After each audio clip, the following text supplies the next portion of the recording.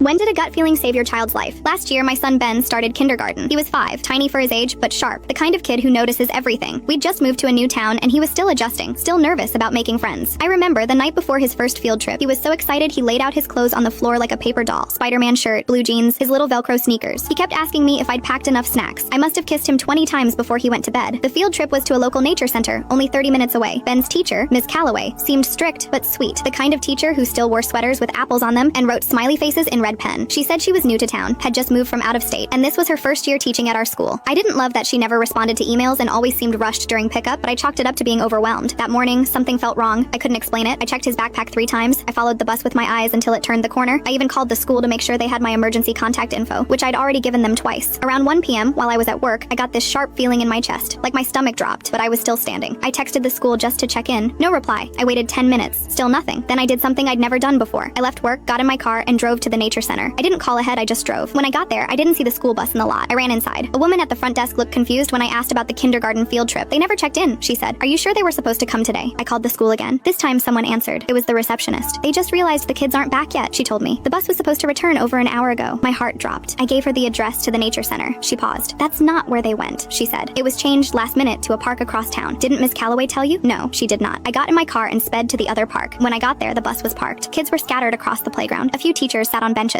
but something was off. There were only 2 adults watching 20 kids. No sign of Miss Calloway. I scanned the playground. No Ben. I ran to one of the aides. Where is my son? Ben. Tiny. Spider-Man shirt. She blinked. He went to the bathroom with Miss Calloway about 20 minutes ago. I didn't wait. I bolted toward the public bathrooms near the edge of the park. They were locked. I pounded on the door. No answer. I started screaming his name. A park employee heard me and came running with a key. When he opened the door, I rushed in. Ben was inside, alone, crying. His pants were still around his ankles, red marks on his wrists. The look on his face. Terror. Betrayal. Miss Calloway was nowhere to be seen. We called the police. Turns out, Dear friends, the full follow-up you've been waiting for is now available. Just follow the steps below to unlock it for free.